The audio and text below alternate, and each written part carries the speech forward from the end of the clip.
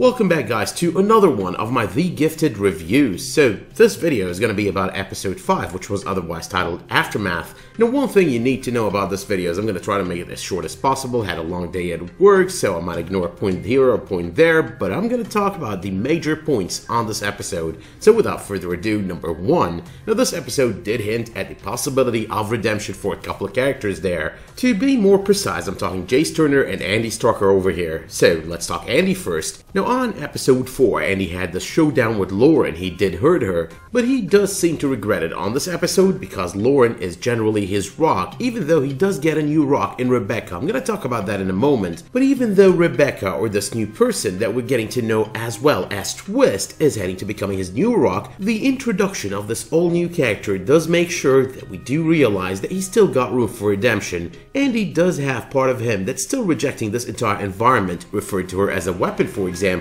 Now on the other hand, we've got number 2, Jase Turner. Now Jase Turner has joined the Purifiers, but nonetheless Jase Turner is trying his best to make the Purifiers into his own version of chasing after the underground and the mutants. Yes, he does find an ally in them, and yes, he does join them, but in his statement, being part of the solution, he's trying to manipulate the Purifiers into doing things his way. The goal in the end is not really to annihilate all mutants, but rather to separate them from the rest of the herd. They will not replace us. It's pretty much a neo-Nazi slogan that's being used by the Purifiers. We're being told they're a hate group. He does have the same idea. They are not going to replace us, but nonetheless he's doing it a different way. We should not kill them, we should not strike them, we should not take their lives, but we should kind of limit what they do with their lives. We should imprison them all, we should get rid of them all without really killing them. So yeah, the man is still not deep in with the Purifiers. He still has room to wiggle, room to go back to his roots, room to be the better guy. Number 3, the use of the term mutant Apprising. Now that's again a reference to X-Men Revolution. I've mentioned that repeatedly over the course of my 2 most recent video about the series. This time around though, the talk about the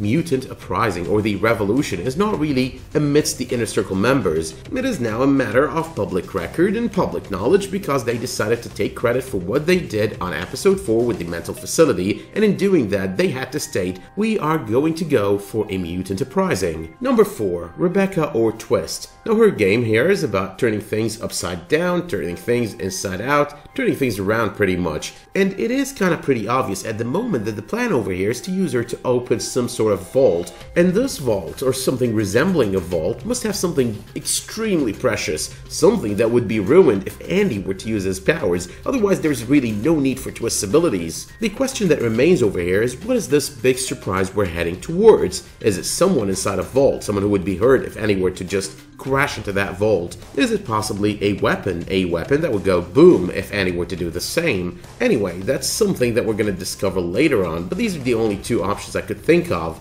But moving on to number 5, the episode was not really all that dry on Easter eggs. For one thing, we do get a summarized background story on Urg. Now it's not really exactly as per the comics, but what he got to say about his powers manifesting and how they work is exactly by the comics. Now considering I've already discussed that on a previous video, I'm not going to dwell on it again and talk about it all over again and waste your time, so let's just talk another Easter egg in number 6, the Purifiers meeting at the Church of Human Potential. That again is right out of the comics.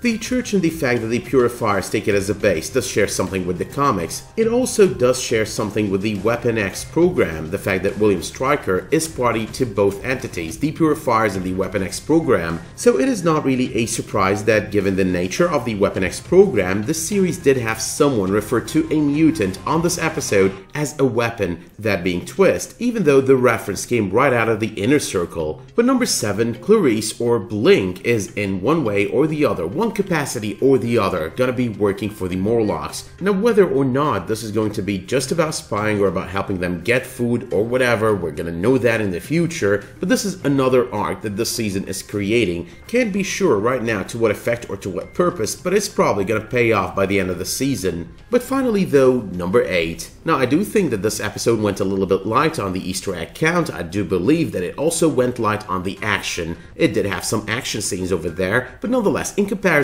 with the previous weeks, it was really nothing. I do believe that this episode was kind of heading more towards the drama and less towards the action. It was really good, not the best, but still pretty decent. It's not really my favorite since the beginning of the season, it's actually my least favorite since the beginning of the season to be honest, but nonetheless it was a good episode. It definitely, as well, wasn't one of those filler episodes. I mean, it does advance the story, even though a little bit slower than its predecessors. But with that being said, let me know in the comments if you did like this episode. Let me know in the comments as well if I did miss any Easter eggs on this video. Let's though ignore stuff like all the blue. I mean, all of that kind of amounts to possible hints, but not really to Easter eggs towards X-Men Blue. But let me know as well if you did like this video by dropping it a much appreciated like, and if that were to be the case, make sure you subscribe and enable notifications for my future videos, community posts, and live streams. Until I see you next time though, thank you all for tuning in, and have a great day.